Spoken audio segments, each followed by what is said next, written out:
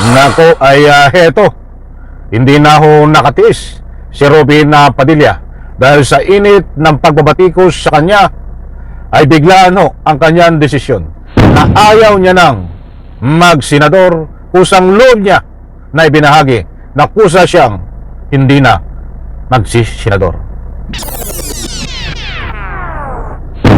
Alright, welcome back to my YouTube channel. I'm Andy's Vlog. Bigla ang desisyon ni Senador Padilla na ayaw niya nang magsenador. Ano ang dahilan? Kusang loob niya na ipinahayag na ayaw niya nang magsenador. Nako po, ay hindi na humakayanan ito. Ang trabaho ba? O hindi niya kaya ang trabaho? O hindi niya na makayanan ang mga pagbabatikos sa kanya ng taong bayan, pepera ang kanyang mga tagasunod, dahil hindi naman po lingid sa inyong kalaman na itong si Robin Padilla ay paiba-iba na rin nuwan sinasabi. Sabi nga kahapon ay isasama niya si Digong pauwi ng Republika ng Pilipinas. Mantakin niyo, nasa kulungan si Digong, tapos sasabihin niyang isasama pauwi ng Pilipinas. At ito po ang pinaka-latest update sa kanya. Muli kong inuulit, kusang loob, ayaw nang magsenador ni Robin Padilla. Yan pong lahat mga kaibigan. Isang like po muna sa video na ito bago tayo magpatuloy, at siyempre isang comment lang po diyan sa comment section. Inaanyayahan ko po kayo. Yan po mga kaibigan ang ating tatalakayin. Huwag po kayong aalis dahil ito ay napakainit na usapin. Usapin muna tayo dito kay Robin Padilla na parang ano ba ito? Ano ang ginagawa niya? Bakit nagkaganito? Ano ang mabigat na dahilan? Alam niyo ho, ay mahirap kalaban ang konsensya. Kahit anong tigas mong tao, ay kapag inusig ka ng konsensya, lalong-lalo na't binuto ka ng taong bayan at hindi mo nagagampanan ng iyong trabaho, at higit sa lahat, hindi mo kayang magtrabaho bilang isang senador. Siguro naisip niya ang mga nabanggit kong yan, kaya at kusan loob siya na ayaw ng magsenador. Para hindi ko kayo mabiktima ng anumang fake news, huwag nyo pong kaligtaan panuurin, pakinggan ang vlog na ito. Ibabahagi ko po sa inyo para lubos nyo pong maunawaan. Heto na po, shout out po sa lahat, mga mahal kong taga-subaybay. Salamat po sa inyong suporta. Heto.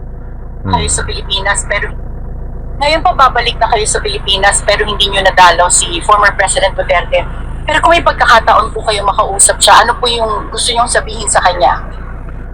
Pagkatapos po nitong interview sa kanya na ito, ay susunod ko po't ibabahagi ang resibo katunayan na itong si Robin Padilla ay kusang loob na ayaw ng magsenador. Ang tanong, ano ang dahilan at kailan, mga kaibigan? Patapusin lang po natin ito dahil importante rin pong mahalaga na malaman nyo po itong ibabahagi ko po sa inyo. Ito. Number one, bayani ka, boss. Yun na ako, nirehearsal ko na yun eh. Pagka binigyan ako ng pagkakataon, sasaludo ka agad ako kay Mayor. Boss, isa ka ng bayani.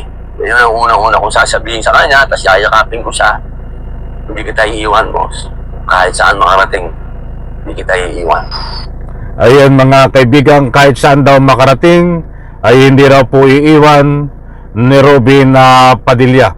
Itong si Digong Duterte ay matindi o ito. Ay bakit mo iniwan sa daig Netherlands? Buhat po ito doon sa daig Netherlands.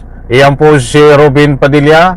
Salamat bilyonaryo news, ipahintulot ng paggamit ng inyong video clips. Suportahan din po natin yan. Eto, talagang padaanan natin kaunti. Malakas talaga itong antamaan nitong si Robin Padilla. Talagang mayroon pang saludo. At nag-rehearsal pa.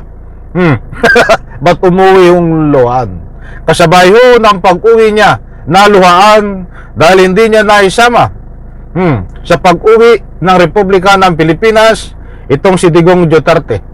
Ay ito naman ang latest update sa kanya, mga mahal kong taga-subaybay, na ayaw niya na maging senador.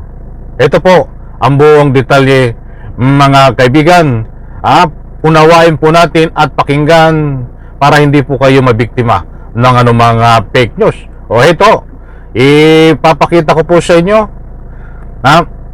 Buhat dito. Nandyan sa screen, ma'am, mga sir, mga mahal kong taga-subaybay, buhat sa politiko.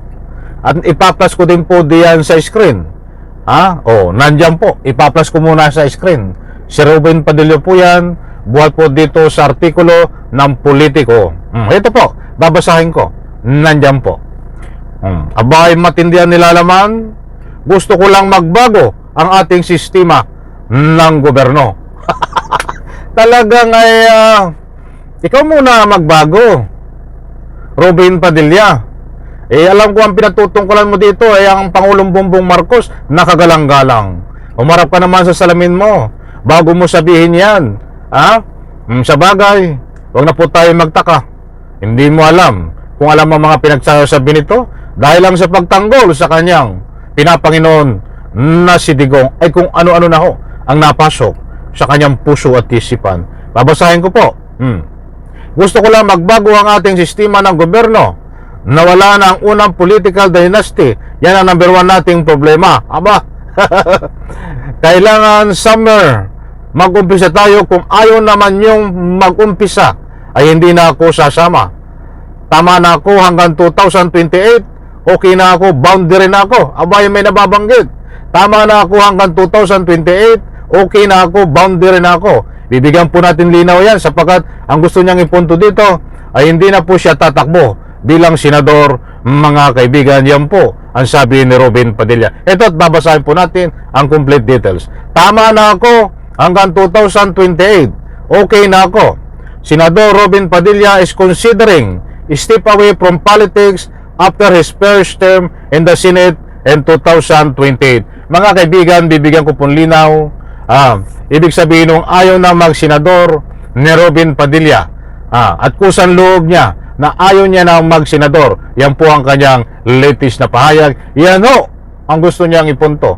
Sa darating na 2028 ay hindi na daw po siya tatakbo, mga kaibigan, bilang sa pagka-senador. Binibigyan po natin ng linaw. Baka ma-misinterpret po natin. Hindi niya po ayaw. Ang ibig sabihin nun ay sa darating na 2028. Kaya ang ibig sabihin po nun, mga kaibigan. Ito pa. An exclusive interview with Attorney Karen Jimeno of Billionaire News Channel in the House Shade, Padilla revealed his exit plan not just because of his promise to wife. Maraming sila sabi. Hindi mo alam kung paniniwalaan to. Hindi ko na itutuloy. Mas nandyan ho. Pinunin pong screenshot, mga kaibigan. Yan po si Ruben Padilla. Talagang hindi na alam mga pinagsasabi. Sa init ho ng mga batikos kay Ruben Padilla ay bigla ang desisyon niya na hindi na siya magsisenador. Ayaw niya nang magsenador. Kusang loob niya na aalis sa pagkasenador. Yan ho ang ibig sabihin at ang gusto niyang ipunto. Ayaw niya nang tumakbo sa darating na halalan sa 2028. Pasensya na po ako'y namamalat, mga kaibigan. Medyo basag ang aking boses. Alam ko ho, nakuha nyo ang gusto kong ipunto.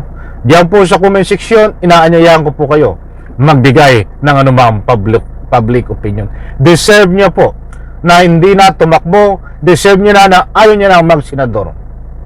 Dahil ayaw din po ng taong bayan sa kanya. Pera ang kanyang mga tagasunod.